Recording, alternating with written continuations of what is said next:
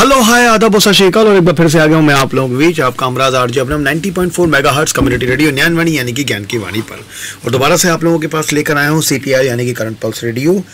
तो आज दोबारा से आप लोगों के पास कुछ खबरें लेकर आएंगे न्यूज़ बुलेटिन में। ये सारी खबरें हम लोगों के पास आती हैं BBC हिंदी के माध्यम से, हम उनका धन्यवाद करते हैं। आज बात करता हूँ साइंस एंड टेक्नोलॉजी पर। आर्टिफिशियल इंटेलिजेंस, आवाज़ से कैसे होता है फ्रॉड और कैसे बचें। तकनीक की दुनिया में तेजी से होते बदलावों के बीच लोगों को हर बात और हर शख्स पर भरोसा न करने की सलाह दी जा रही है। साइबर सुरक्षा के क्षेत्र से जुड़े विशेषज्ञों ने आर्टिफिशियल इंटेलिजेंस के जरिए युवाओं और वरिष्ठ नागरिकों के साथ फ्रॉड होने की खबरों के बीच ये एडवाइजरी जारी की है। AI के जरिए किसी शख्स की आवाज़ बनाकर उसके साथ बड़े आर्थिक फ्रॉड किए जा रहे हैं। इस प्रक्रिया में किसी तरह के सबूत नहीं पीछे छूटते हैं। ऐसे में जांच होना भी मुश्किल होता है। लूटी रकम वापस लाना तो दूर की बात है। बात यहाँ तक पहुँच गई है कि लोगों को अनजान नंबरों या अनजान लोगों की कॉल ना उठाने की सलाह दी जा रही है। सोच बदलने की ज़रूरत, और ये भी बिल्कुल डीप फेक की तरह है। साइबर सुरक्षा क्षेत्र के विशेषज्ञों का मानना है कि इन चुनौतियों का सामना करने के लिए सोच में बदलाव लाना ज़रूरी है। जी, क्लास स्वीट AC के मुख्य कार्यकारी अधिकारी राहुल शशि BBC हिंदी से कहते हैं कि नई दुनिया में आप हर शख्स या हर चीज़ पर भरोसा नहीं करते हैं। आपको खुद एक ऐसे शख्स के रूप में ढालना होगा जो कि हर चीज़ पर शक करे और सभी चीज़ों और सभी लोगों पर भरोसा ना करे। असल में आपको सोच में बदलाव लाने की ज़रूरत है। मध्य प्रदेश में एक चौंकाने वाला मामला सामने आया है जिसमें एक शख्स को कॉल करके उसके साथ आर्थिक फ्रॉड किया गया।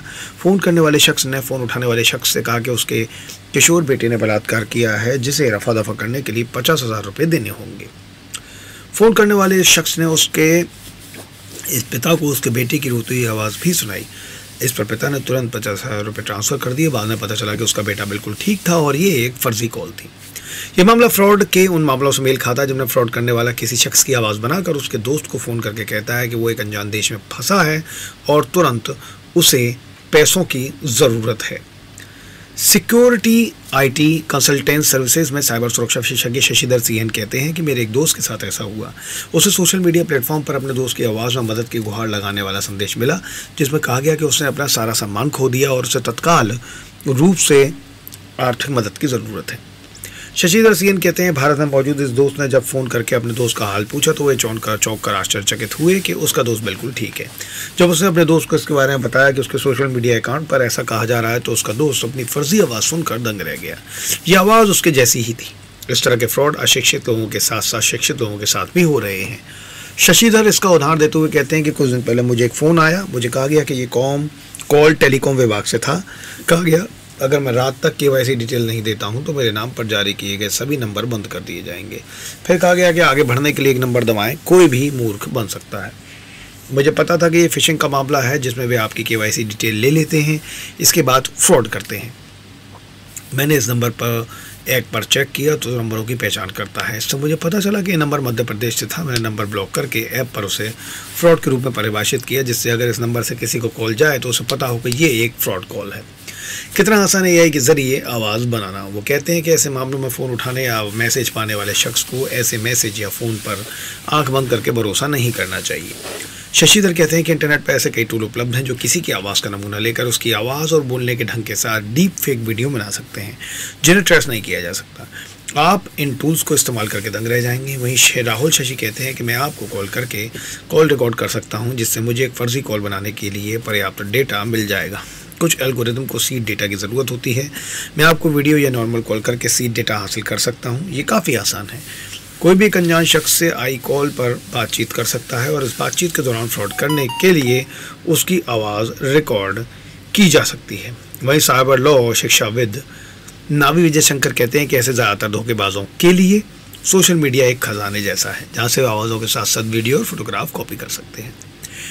ऐसा लगता है कि इसका ध्यान बच्चों के सोशल मीडिया अकाउंट पर है, जहाँ से वे ज़्यादा से ज़्यादा जानकारियाँ हासिल कर सकते हैं।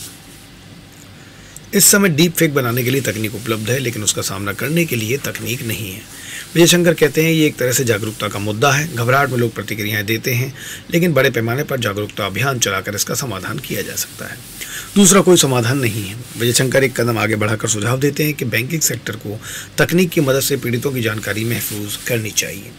वो कहते हैं कोई शख्स ऐसे फ्रॉड का शिकार होने पर ऑनलाइन पेमेंट करता है, चूँकि एक आधिकारिक पेमेंट होता है तो बैंक इस पर ध्यान नहीं देता है। जब तक ये राशि खाता धारक की ओर से सामान्य रूप से किए जाने वाले ट्रांजैक्शन से बड़ी ना हो। जब वे बैंक में इस बारे में शिकायत करते हैं तो उस बैंक से संपर्क कर सकते हैं जिसमें पैसा जमा किया गया हो। हमारे बैंकिंग सिस्टम में एक कमी ये है कि पीड़ित का बैंक उस बैंक से संपर्क नहीं करता जहां अपराधी का खाता है। यह सिस्टम ऑटोमेटिक हो जाना चाहिए। ऐसे कॉल या मैसेज से बचने के लिए क्या करें और क्या ना करें, डूज एंड डोंट्स आप लोगों को बताता हूं। फ़ोन पर कॉल वेरिफिकेशन ऐप इंस्टॉल करें। ऐसा नहीं करना है तो अनजान नंबर से आने वाले कॉल ना उठाएं, उन्हें टेक्स्ट मैसेज या व्हाट्सएप के लिए कहें। कोई शख्स कहे कि मैं आपसे मुलाकात हुई है तो पूछें कि मुलाकात में आपने किस रंग की कमीज़ पहनी थी। कॉमन सेंस का इस्तेमाल करें। किसी अज्ञात नंबर से फ़ोन आने पर बिल्कुल भरोसा ना करें। ऐसे कॉल या मैसेज से बचने के लिए और क्या क्या करें या क्या ना करें, अपने फ़ोन में एंटीवायरस ऐप ज़रूर रखें। अगर ऐसा नहीं है तो आप धोखेबाजों के लिए आसान शिकार हैं। एंटीवायरस ऐप किसी फेक लिंक की पहचान करने में आपकी मदद करता है। फेक लिंक, वीडियो या टेक्स्ट को ना खोलें क्योंकि वीडियो के जरिए भी मॉलवेयर डाला जा सकता है। सोशल मीडिया पर अपनी और अपने बच्चों की तस्वीरें शेयर करने में सावधानी बरतें।